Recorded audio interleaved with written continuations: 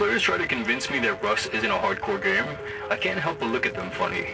The entire game's principles and initial inception was formed from the perspective of a DayZ and Minecraft player's experience. Two games that, in their nature, are difficult games. Two games that require a lot of learning and practice to get good at, and a lot more time to master. Rust is also a game with similar fundamental values, or once held values. My friend Toasty and I have a lot to say about the Rust experience today, and we don't care how controversial it is. Something needs to change, because what made Rust such a unique game now feels like a fundamentally softened version of what it once was. Back when Rust first came out, it introduced gameplay features that a lot of games either failed to incorporate or didn't offer at all. One of these features is a core function of every Rust player's experience, and that is the sleeping. Rust recently has become a very simple and easy game for most people to pick up. It no longer requires practice or, to be honest, skill. You can just farm your way to map domination and decent gear. You can just spray most weapons at close to medium range and defeat even the most geared players. I've covered why I believe Rust has become a casuals game before, and how it's been a negative for the game's committed player base. And this function of sleeping is something that developers have yet to change to fit the softcore survival aesthetic that most servers offer now. But it's always been in the game and stands as a symbol of what Rust was meant to be. It's a punishing aspect of the game that separates Rust from other survival games. Unlike DayZ and many other games in the genre, Rust had always been revered as this salty and soul-destroying experience that only the most hardcore of hardcore gamers would dare to take part of.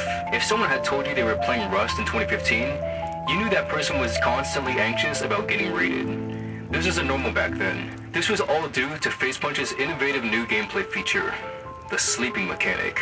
Logging out never meant you were fully done. Every time you logged into a server, you spawned with nothing but a rock. You felt exposed all the time. Was there someone in the base you were running by? Was there someone looting Radtown? Is there someone behind you? Many factors led to the anxious Rust player, but none more than the sleeping mechanic. Until you placed down a sleeping bag or a bed, you would die naked over and over and over again. The only thing stopping you from experiencing starting from zero was the four walls that surrounded you.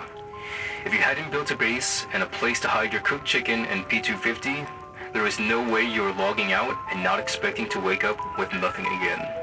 Logging out meant that you were committed to that spot from where you logged out and nothing was going to kill you in your sleep.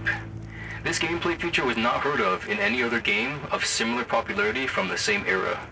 In DayZ and Minecraft, as soon as you logged out, your player model was also removed as an entity from the server, and your saved items were stored in the server's user files. As long as you weren't killed while logged in, your stuff would remain in your inventory until you returned. This one unique part of Rust is one of the things that made it such a well-loved and talked about game. If you wanted to experience the feeling of surviving in the wasteland with everything to lose, you played Rust. It was the game to play if you wanted the most concentrated version of hardcore gaming. In DayZ, if you die, you drop your items for other players to pick up. Rust took this one step further and really gave you the impression that this was going to be a very punishing and difficult experience.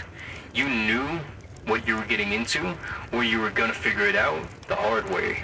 Recently, Rust hasn't really resembled this hardcore experience that made it widely renowned as a unique game. Many of the features we've come to love have been watered down to allow for a wider range of players to join the wasteland and not have to worry about the punishing aspects. Some of these include the addition of tech trees, which now allow you to access basic tools and weaponry by farming scrap. Turrets now protect your base while you're offline, and worst of all, Rust's very controversial recoil patterns have been replaced with weapon bloom. So now, every gun has an RNG chance to miss what you are directly aiming at. Whoever thought this was a good idea severely missed the mark. And speaking of missing the mark, I want you to see some footage of what you can experience with guns in this hardcore survival game. Toasty, can you show our guests what Bloom has done to PvP?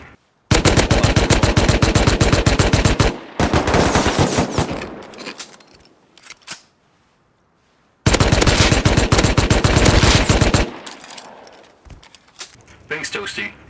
As you might have guessed, I don't like this change. But the one thing that has yet to change and still stands, or doesn't stand, as the symbol for Rust's hardcore past is the sleeping player mechanic. Every time you see it, you're reminded of the time that you woke up with nothing after having farmed for 2 days to establish your base. You're reminded that this game is supposed to resemble something greater than just a regular video game. You're reminded that you're in the wasteland. You're in Rust.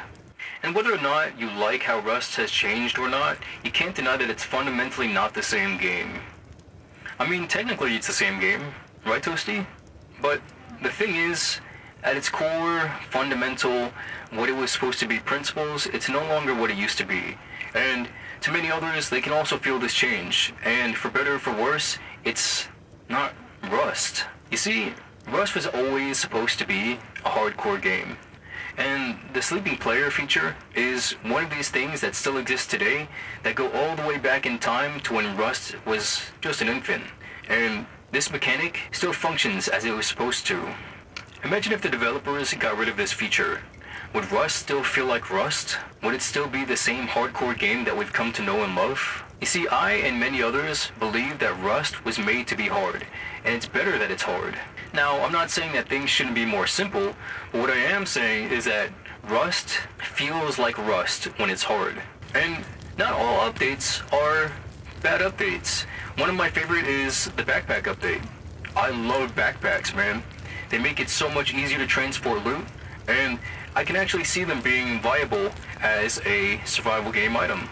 And at the end of the day, you gotta consider, we all log out and all of us go to sleep at some point. And if that's not a symbol of Rust's hardcore origin, I don't know what is. If they wanted Rust to be a casual game, why didn't they just remove the sleeping function from the beginning? I mean, it makes sense, doesn't it?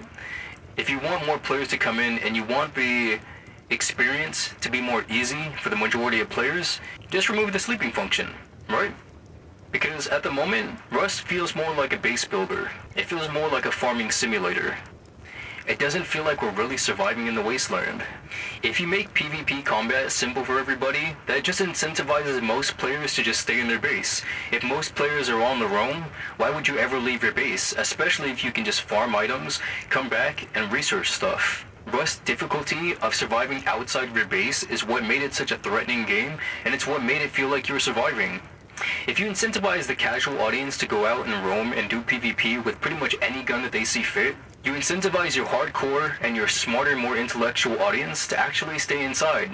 It's not smart to go out with a gun. Nowadays, you mostly find players just roaming around with bows, DBs, and nail guns. The only time a player ever leaves their base with a weapon is when they're gonna go and raid.